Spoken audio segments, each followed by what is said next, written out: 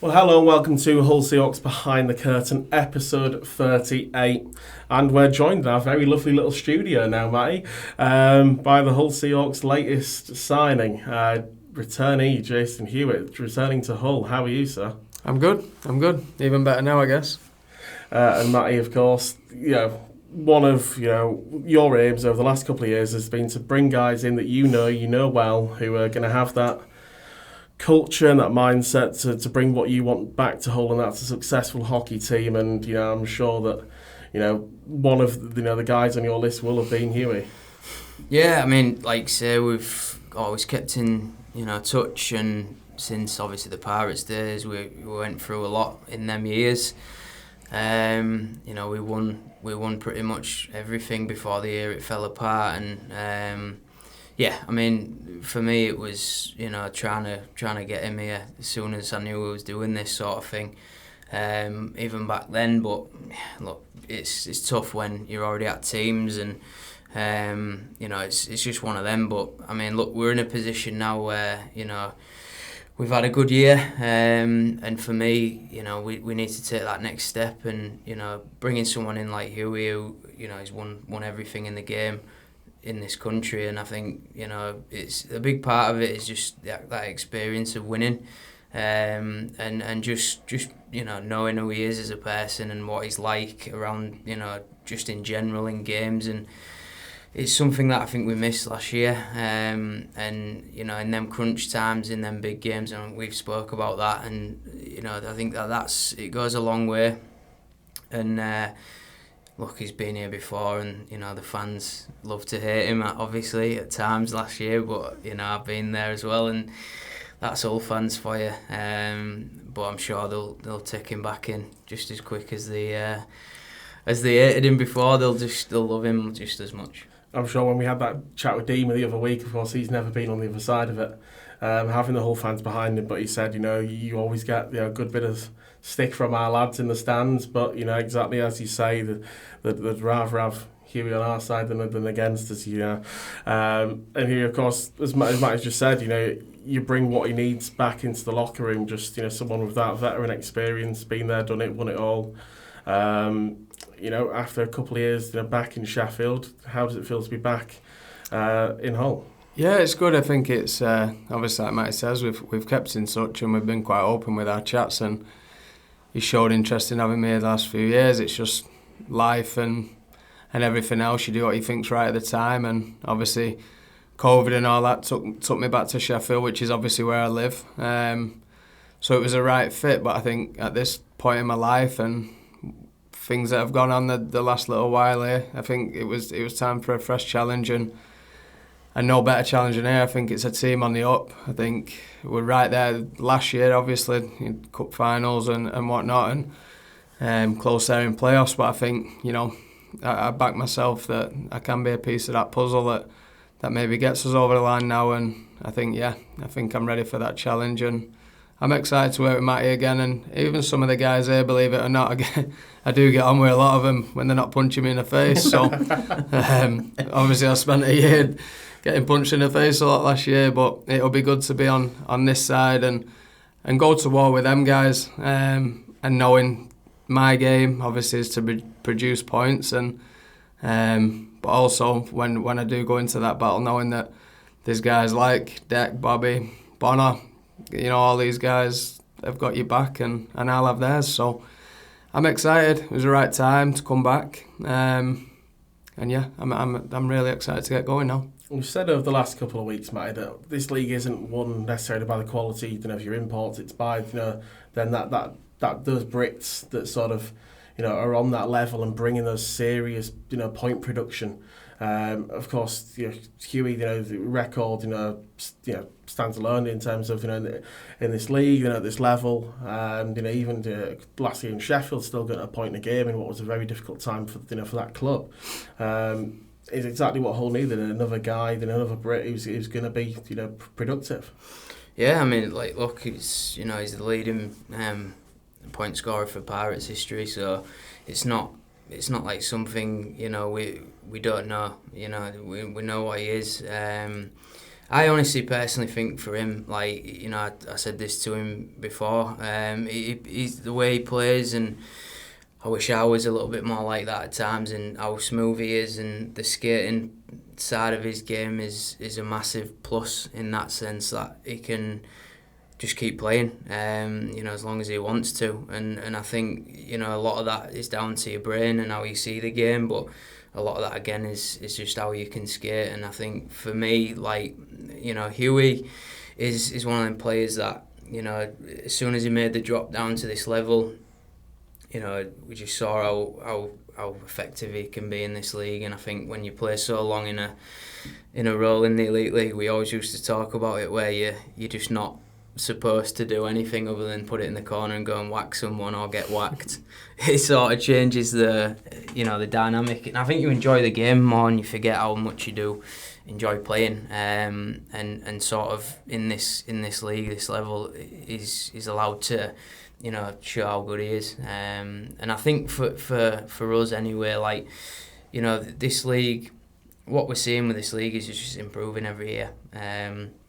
And the depth and quality for me is really, as over the past year especially, has really gone up. Obviously, we're seeing these players drop down from the elite league, and Venus and Ferrara, different players, and I think it's only going to keep going. You know, the elite league's doing one thing and sort of going away from British players, if you like. And I think this league, for us, I think it's just capitalising on that and making this league as strong as possible. Again, getting it back to sort of that EPL level, which I found was, you know, when I played in it, I thought it was a really, really good league, and I think we're not far off that now.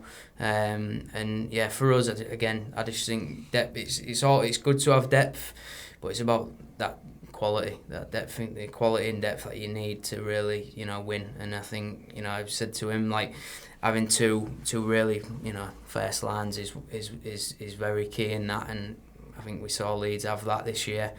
I think when we did struggle, it was often, you know, their second line, if you want to call it, which is essentially another first line, is just tough to contain. And yeah, for me, one of the biggest things this summer was to address that, make sure that we've got, you know, two really good solid lines. And I know what the third line is, and them lads are only getting better now.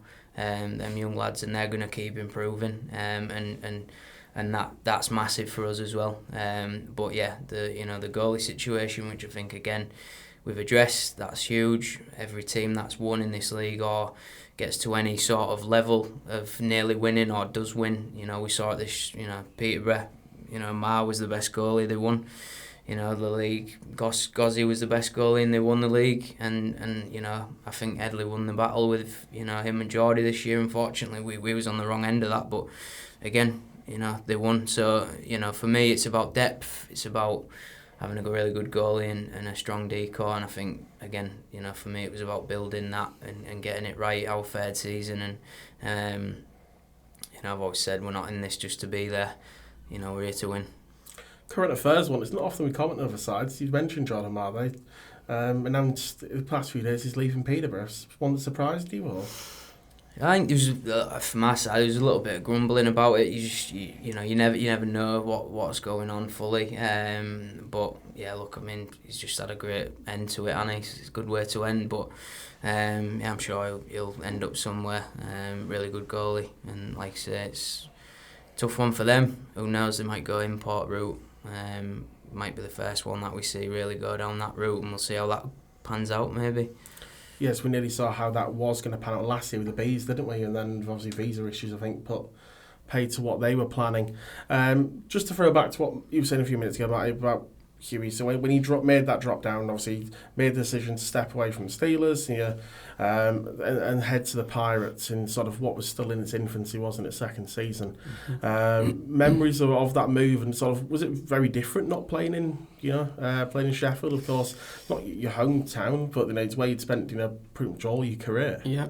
No, it's my adopted hometown. My family's there, and my mum and dad even have moved there now. So, but yeah, it was. I wasn't going to play at all, if I'm completely honest, and then I kept bumping into the owner at that time, and it just became I missed the game too much. So I still love the game, and I'm 40 now. I was 32 at that time, so when I landed there, I didn't know what to expect. But like Matty said, the EPL was a very, very, very good hockey. I was pleasantly surprised with it, and I loved it.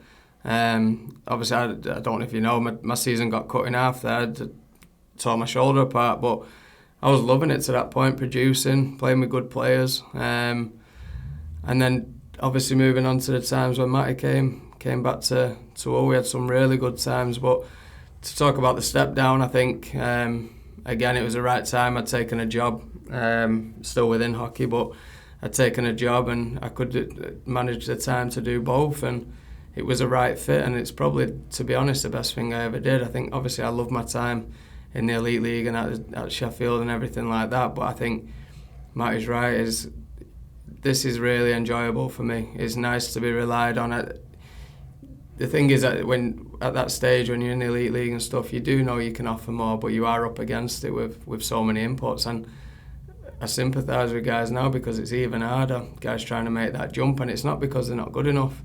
It's just the opportunity, and guys need opportunity. And I think you see week in, week out in this league, there's players where you think, what could they do at that level? But not unless they're given equal opportunity to show that in the right positions, then you'll never know. And I know it's chatter of, well, Twitter's a beast of its own, isn't it? But everyone's like, why is he not playing at a higher level? Or why is he not doing this? Why is he not doing that? And it's a lifestyle choice too. If you want to enjoy playing hockey, and you don't, obviously you have to earn it at any level, but I think you need opportunity, and that's something this league does give good players. It's a great opportunity to play in all positions, and people will go on to bigger and better things, but yeah, it's an interesting one. But for me, dropping down at the time I did was probably the best thing I ever did.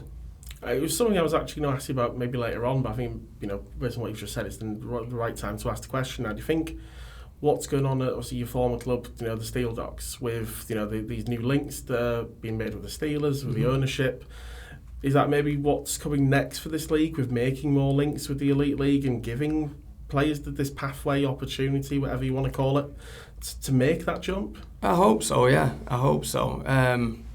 Obviously, it adds a dynamic, and me and him talk about it all the time, but it's very hard with 15, 16 imports for a British player to step in and really take someone's job, essentially, because some of these teams, they carry extra imports, so when something happens, they just add another one in. So it is hard, but if a player is good enough and they're given opportunity, they'll find their way in. But yeah, you need those links, and we'll see how it plays out. Obviously, they're the first one to really have that sort of direct setup in the same city, so we'll see how it plays out. And don't get me wrong, I do hope it plays out for the British game and for British players.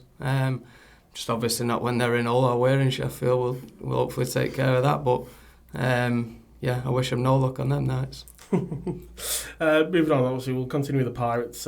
Matty, sort of, those really successfully. I think it was 18-19, wasn't it? It was sort of that sort of run.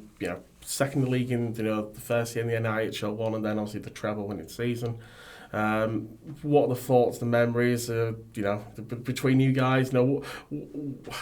What does that sort of mean in terms of your recollection? And we've spoke about it a lot, Matty, about those seasons, but with you in the room as well, sort of what did he add to that sort of those seasons? Yeah, again, like we've always since them times, like just message each other or whatever, just saying like, I wish it was back then to them days, and like it was unreal. I mean, like we had a proper really good group of lads. Obviously the mix was obviously Sheffield and all, but like everyone was just, especially the first year, like we didn't have any imports really, so we went in and it was just a bunch of British lads, and we should have won the league that year really. It was Deemer's fault, so we'll blame him. But yeah, so that was annoying because we definitely felt like we probably should have won that year, but just give us a little bit more like fire, for the next year. And we knew what we had in the room. Like I think it was pretty honest here. I think we had the best team in the country in terms of that North and South.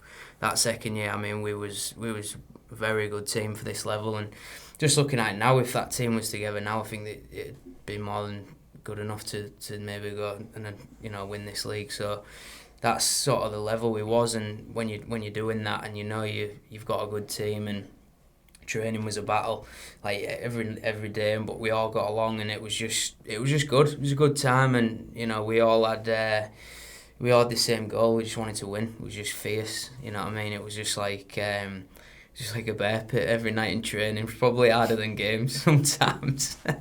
It was it's funny, but like, you know, when you have people like, we're all like a little bit like that, like me, Bobby, him, and the Sheffield lads, it just gets out of hand. But like, the thing is, what we always had was that like thing that I've tried to bring back, is it was just win at all costs, and like, you know, there was no thought about anything other than winning. Like, you know, he's and this is why, like, first things first, I wanted to bring him back regardless of anything, because he's a winner. Like, he's just born that way. He wants to win, like, and he'll do what it takes to win.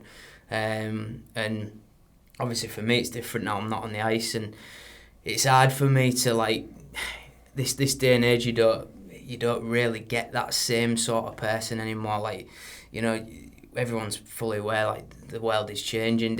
You know, people are a little bit different, but like our era was very much like, again, it was just a dog pit really.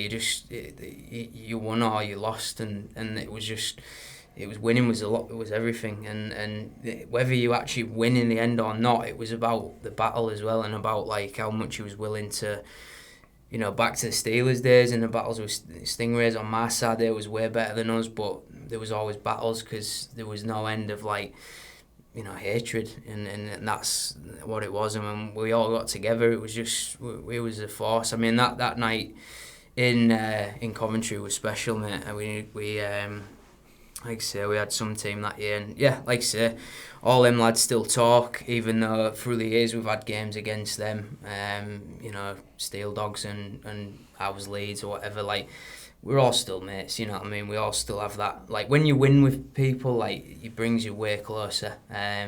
People that I've won with in the past, like Telford days, even that long ago, like, I still speak to them, because it just brings you that much closer, because you know you've been to battle with them, and it just means a little bit more. So yeah, like I say, it's great times, and you know we want that back here. In terms of when that ended, then it obviously ended in very strange circumstances. Here with, you know, media silence, blackout, essentially. You know, that's what it felt like. You know, from people watching the outside. What was it like on the inside of that? As a, you know, obviously, you know, you were working as well, but you know, as a player, not knowing what's going on with the club, I bet that was a strange situation. It was, yeah. It was awful, and I think for a lot of people, you know, mentally it was just tough not knowing if he was going to get back. And then I was fortunate to get back, obviously with Sheffield through streaming series and whatnot. But yeah, it was different. No people in the building, all sorts of rules and regulations, masks. Don't sit too close on the bus, which all went out of the window as soon as we got on the bus. Masks were off and that. But yeah, it was weird times. But I think for us that year, I think we was in a good place as a team that year before it shut down as well. So yeah, weird times, but I'm glad that's behind us, and we can enjoy what we love doing again. Had sort of, you know, COVID not happened, you know, where would that have gone on? Do you reckon you'd have been back in Sheffield? Would you have been staying around in Hull? You know, did you have any plans going forward? Yeah, no, I think I'd have been alive for it, to be honest. I absolutely loved it. Obviously, there's different things go into it. Like, I didn't necessarily miss driving up and that, but it's something you just have to embrace. And like I've said to Maya, I'm committed to. There's one thing with myself. If I do commit to something, then I'm all in. And if that's driving, it's driving. But to answer your question, if all that COVID stuff had never happened, I'd have still been here to this day. I think. I don't think I'd have missed a beat. So, the memories I've got here. They're massive. They're well up there in all my career sort of highlights, and if not top. So I look forward to hopefully creating many more, and I have no doubt we will. It's just, yeah, getting to those moments, not get too far ahead of ourselves. I'm sure practice will be hard to get through, like he says. It'll be we'll shake off the cobwebs and whack each other a bit and get it out of our system, and then we'll get on board and and battle together. Yeah, I know a lot of those lads. I'm sure there'll be some interesting nights down at the Hull Ice Arena. But talking of those sort of, what will now be the inter-Hull years, it'll be, those, as you said, the streaming series, but then obviously the Steel Dogs years. Was being back at home, it must have been, obviously, you mentioned easy with the travel, sort of, with a lot of players that, you knew very well, because obviously with what happened, a lot of the players from, the Pirates made that transition over to the Steel Dogs sort of post-COVID. What were your times there like? With that sort of group? Obviously, must have been pretty familiar. Yeah.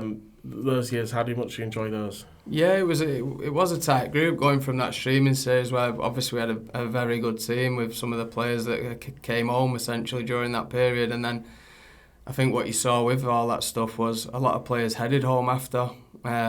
It changed the dynamic of everyone's, with the exception of a couple of teams that are fortunate to be able to house a lot of people. A lot of people went home, and I was one of them. So I think we had good success that first year I was there. Obviously won a double, was quite fortunate. We had a very, very good team, obviously with guys like Alex Graham and stuff. Obviously we know what happened there, but what a team we had, and a good tight group. That's what I think was very similar. It was a very homegrown feel in that team, which it is here as well. Both tight groups and just honest people. I think to have any success in anything, you need good people and honest people that are willing to put it in for each other, and that's what stands out there. And again, that year, which ended with Coventry, winning that I think that Coventry weekend, that's something special. So obviously that's something we want to get back and experience as a Seahawks here. And yeah, that one with Hull and the one with Sheffield, they're two very special memories in Coventry, because on both teams were very, very disliked teams. So it's always fun when there's nearly a full building of Milton Keynes fans screaming at you the whole game. So yeah, good times. There's a lot of dislike between those two sides themselves down the M18 as well. But sort of looking back maybe on last year, then we spoke to Dean a few weeks ago about the difficult, strange year it's been at the Steel Dogs for the last year or so, and of course yourself, been right in the thick of it, as player coach through up to, was it December time? Yeah. You made the change.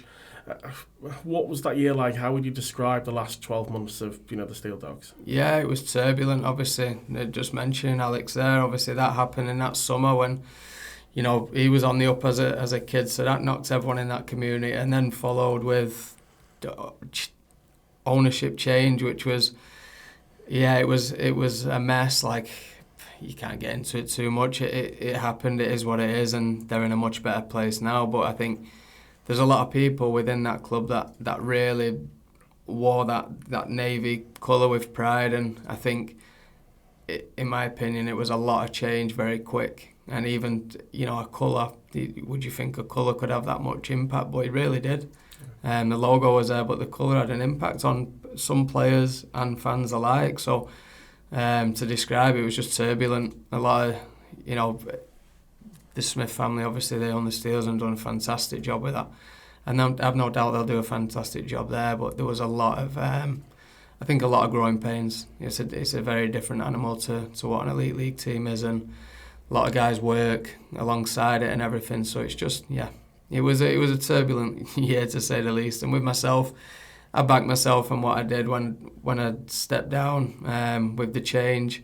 We were in 6th place and hopefully making a playoff push, and how it ended. Obviously I had a big suspension myself, couple of niggly injuries that I couldn't shake. So all round long 10 months. But I'll get stronger from it, learn from it, and hopefully it'll help me going forward. Still learning on the job, but fond memories, good group of lads, but very much looking forward to the future now. Yeah, Dima seems to have similar thoughts of, they will come out on the right side of it, but it may take them a bit of time to do so. And he described it as he wants to win now, because obviously you don't know how many years he's still going to be playing, I imagine.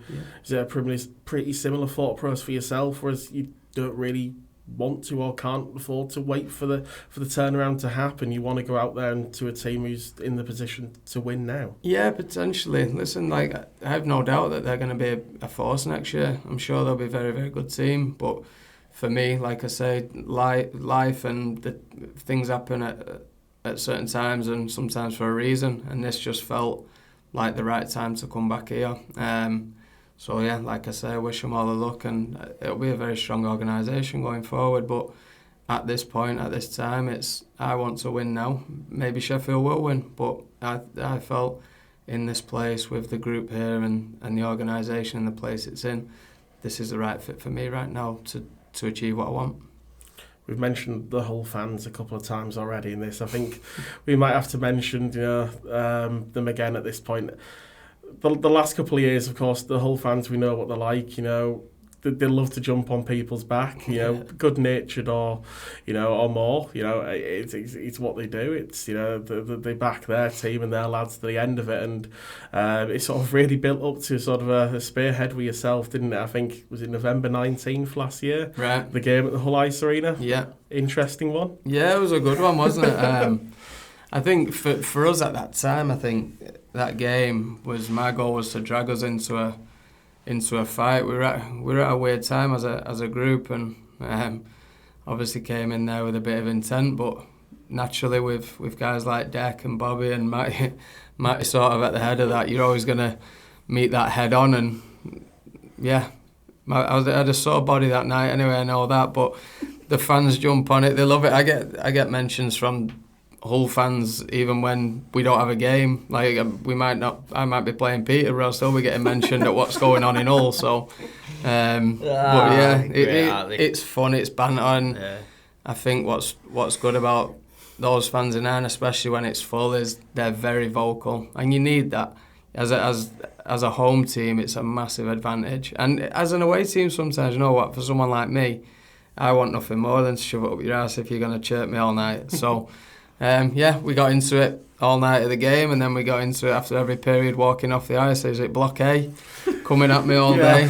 And then I went to the pub and had a couple of beers and got into it on Twitter as well. So I love it, mate. I love the game. I love that side of the game. I think fans, they can take it too far, but it's just Twitter at the end. It has no personal meaning to me anyway, even if it does on their side. But I have no doubt coming back, I'm sure there'll be banter, but I know then when I'm playing for this team and they see the commitment I have, there'll be no doubt coming back around. I hope anyway, otherwise it'll be an awkward night getting chirped on the right team, won't it?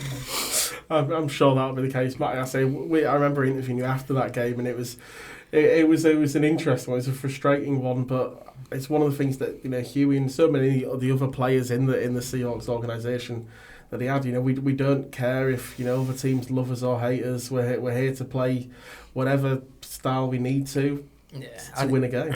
Yeah, I think just on the Steel Dogs and those, I think why there's been quite a bigger rivalry over the years is because they've got quite similar in that sense. I mean, obviously fan base wise, I'm going to say it. We have got a lot more than them, but I mean, the lads in general, they're very. That's why we've had a to and fro, really, because I think they're a close knit bunch of boys, and when you're in the battle, you're backing your boys, and that's how it is, and it's the same here. So when you get together and you play against each other, it's inevitable. You're always going to have that, and I think obviously look, when Huey was here that night, I think I said to him, we was in obviously a good space, and for us I felt like we was a better team last year in terms of where they was at the time, and he just won the game on his own, just with pure experience, and just wound him up, and he had to do something, and that's what he is. He wins, and for me, I was just stood on the bench, just sort of shaking my head, I'm just watching Bobby and Deck just punch him and that, and I was just thinking oh God, he's gonna win this because they're just gonna get put in the box, and it was just that whole thing. But up on the commentary gantry, I was saying the same thing. It's a case of you just using the experience, get under our, get under that's our what skin. That's what he does. You know what I mean? You've seen it. He's just. It's funny because people do get so into it, but you got to know that's part of the game. You know what I mean? We, like you just said, we've never cared who hates us. I don't think particularly I'm liked at all by anyone, but and that's just my whole career in life, that it's just not something I'm bothered about. But look, I think it's just at the end of the day, look, our fans are like they're so intense on our team, and like they're obviously just going to take him in again, and he'll be, the king. I mean, they loved him here. You know what I mean? He was the most loved. So, and he's a Sheffield lad, but like they took him right in. Do you know what I mean? They liked him more than me, and I am from him. That just tells you. Do you know what I mean? Like that's how much they loved him. So like I've got no doubt they'll just back him. A block massive and F block and all that. They should be really, really happy with this. I think it's massive for us, and we've got someone that's again willing to really die for the shirt and do what's needed to win. What excites you about the Seahawks this year? Is it everything about the club as a whole, the full stands that Matty's helped to bring back? And I say not just Matty, but Joe and everyone who works on the commercial side. That whole ice screen is absolutely rocking. Is it the on ice product, the style of play? What is it that really gets you going for this season? I think it is the whole package. To be fair, I know when you first came back, I had quite a bit of, what they call it, FOMO, fear of missing out kind of thing. Like you could see the intent. Obviously, that first year with the import saga and all that, I can't even imagine the sleepless nights he was having knowing how intense he is. But I think for me, the whole package of full stands, great looking jerseys, even like knowing Matty and Joe and their intent, how honest they are as guys, like easy to talk to, like real just lads, like, and I love the culture of it. And I think that's what I'm most excited to be a part of and go to war with. Again, genuine, just like Sheffield, to be fair, like for the most part, genuine lads that care. Like it's a real homegrown. Like you talk about the rivalry. The best thing about that rivalry is super homegrown. It's not a media hype. It's genuine hatred, and I look forward to being on the other side of it again. I know I'm a massive reason. Yeah, I just go one and the other, see what I get. The whole package. To answer your question, the whole package. I think it's a team in a massive, right on the brink of something special, and I think that's what attracts me here. And especially like making a statement, getting hold of Dima. Dima's a great lad that has played for me, played with me, won championships with. He's a special guy, and I know Jordan's a very good goalie, but that'll only spur him on to be better. So having a proper 1-2 tandem, and you do need that at this level. What you say, you played 68 games last year. It's a lot of games for one guy. The full package is why I'm here, and hopefully in the room and on the ice I can add something that helps us get over that hump. Of course, there's a few younger forwards on these Seahawks ranks at the moment with in Bruton, Deck Jones. How much are they going to learn from this guy as well? I know we've got some very experienced players already on this Seahawks roster, but someone like Hewitt, who's been there, as you say, won it all, represented his country on the ice. How much is that going to add to the locker room? Yeah, I mean, like we're talking about like a different level of player. Like I will say this, Bobby's been great with them lads this year, and Sobs.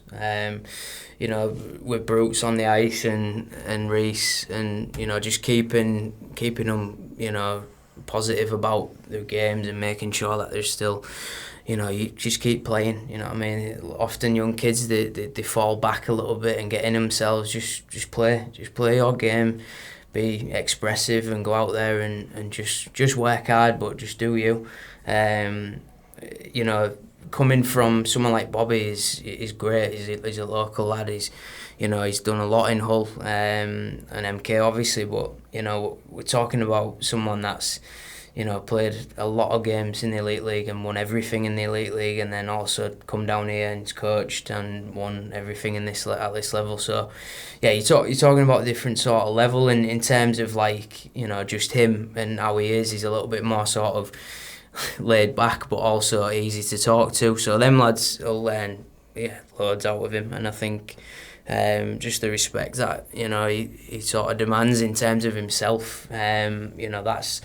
That's just a given, and I think it just helps all sides. Them lads will learn a lot, and like I say, it's tough for me because I'm not on the ice anymore. So sometimes when you're trying to show these kids stuff, and it's difficult. We have a session on a Wednesday where I get out there and can do some stuff, but when you're in training and it's easy to just, like for Huitt for instance, to just grab him and just go just try shooting a bit like this, or have you tried that? Like them little things, like when I was a kid, remember coming up Elite League and players are showing you things, you don't forget them. You don't forget them, and it's like just a tiny little bit of something could live with you for the rest of your career. So yeah, it's invaluable, and I think we've got a real good crop of young lads, and like I say, with him on board, it just helps that. So we just mentioned a couple of those names. Obviously, Reece and Owen, GB under 18s internationals. We're just, episode 37 that's just been put out was with them. Talking of GB, you were with the Team GB international camp just this past week ahead of their World Championships in Prague. Are you able to sort of tell us, what you were doing there, how they're looking? Of course, it all kicks off today actually as we release this chat. Yeah, no, and obviously I work for Bauer, so I'm quite fortunate to get to be around things like that on a regular basis. But yeah, it's quite a task that they've got certainly ahead of them again. But they put themselves in that position. They got some great players there. But yeah, for me, I was there just showing new product, new stuff, trying to keep guys on board and keep them happy with what they're using and wearing, which we could hopefully keep them in Pool A. So best of luck to them. I think they've done a fantastic job, and Pete's done a massive job there along with the other coaches, and yeah, we'll all be behind them, won't we, and keeping an eye on those games. So it's I can't imagine what they've got to deal with tomorrow night with Bedard and co. I'm sure they're in for some fun, but hopefully someone like Big Dave will lay him out or something that get on the news. So he'll try, I'm sure we'll make TSN somehow. Yeah. I'm just going to say I can just see that TSN Canada. That'll be absolutely brilliant. But they'll have a lot of fun out there. I know that Emmy was trying to sell some ticket packages. I think I saw on his Twitter. Sure he was. Just be careful of them tickets. Just make sure it's an official one. I think they was trying to go, weren't they, and Brock's out there as well, as I think. So yeah, no, it's good. Hopefully they can go out and watch them. It'll be a great experience. Watching them sort of players is a different level, innit? So good luck to them. I hope they do it and get a win or two. Who knows? I think you've always got a chance when you got Liam Kirk on your team. So. No, absolutely phenomenal player. I think he's made the move to Germany this year. Is that right? Has it been announced that he's? I think it has, yeah. Well, if it hasn't, you've done it now, haven't you? You've done it now, mate. Well done. Yeah. Good luck, Kirky. Behind the curtain exclusive. Kirky's in Germany. Yeah.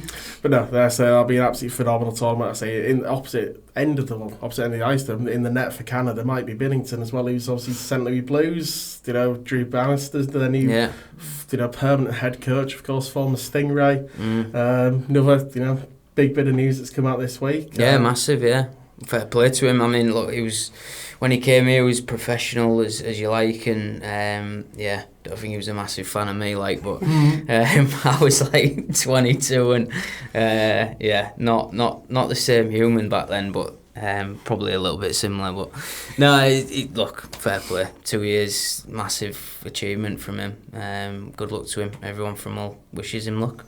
No, certainly. I saw a few people online, pretty happy, pleased, without appointment for St. Louis.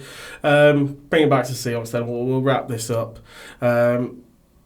Matty's obviously, the aim is, last year, I'll recap. Last year was we wanted that top four. We wanted to get to a Cup final. Those things were ticked off. The next thing is obviously to hoist some silverware up. And is that, have you managed to speak with any of the lads yet ahead of this season? Yourself, or because we know that's going to be their focus already, don't we, Matty? And in terms of yourself, have you already got that in your mind of that's what you're wanting to do in the next 12 months? 100%. That's what I try and do every year, to be fair. And yeah, I've spoken to a few of the guys that I know, and believe it or not, even Deck's one of them. I speak to on Instagram now. We like Instagram mates, so we'll get a bit closer this year. I'm sure. Yeah. Have you had Emmy sending you any gifts yet? No, not yet. No, but from what I've seen, I look forward to having a beer with Emmy and getting to know him a bit. But no, it's with some of the things that are in the pipeline here, I think the Seahawks fans have a lot to be excited about, and hopefully, along with myself and Dima, then hopefully they're excited with these announcements. But I think it's only going to get better. So yeah, we'll get to know each other in the coming months, and get sort of reassociated with my actual friends. Yeah. But yeah, I'm excited. It's exciting times for me and for this team. And of course, I'll just wrap it up. Then we've talked a little bit about how much of a leader Huey will be. Of course, someone you both know very well. Then obviously, when you lose someone like Towns, who's such a natural, born leader, leads by example. Bringing someone in like Huey's, you can't really get much of in terms of stature and the way that the way that they lead. Can't really get a better replacement. Yeah, I mean, obviously, it wasn't sort of a like for like the different players, but yeah, I mean, look, one of the things, like I said before, was to try and get, the room, just some more leaders in there, more experience in winning, and look, losing Towns, like I said before, massive loss. Great kid, done so much for us in Hull, and when he went to Sheffield, I mean, when he went there, just proves how good he is and how much of a good lad. And like I say, we'll all miss him. But yeah, it's part of life, I guess. And we move on. And this is the way the game works, right? You got to move on and keep improving. Certainly so, and that's, I'm sure, what the Seahawks will plan to do over these next 12 months. And as you say, maybe take another one off the targets list this year. Got to say, thank you very much. Well, first of all, Matt, how do you find it in the new studio? It's lovely. It's lovely, innit? It's a bit warm, I'm sweating a lot, but it's it's nice. It's nice. We've obviously, hopefully, we can we keep this opportunity going with the company that we're working with, and I think it's obviously a lot better than Zoom. I mean, looking at my daughter's bikes and Wendy House and that in the background's not great, but it's great. It's great to be here. Happy day. Thanks to Jason for coming and putting in a shift. So thank you very much, Huey, for joining us, and hopefully get to speak to you again during the season. Of course, for sure. You'll hear me anyway, so you'll be able to find me, no doubt. And I've got to say thank you very much to everyone for watching episode 38 of Hull Seahawks Behind the Curtain. Make sure you like, share, follow, subscribe on YouTube and Spotify, wherever else you get your podcasts from. And all that's left to be said is, whether you expected it or not, Huey's back. I'm sure you're excited for the season ahead.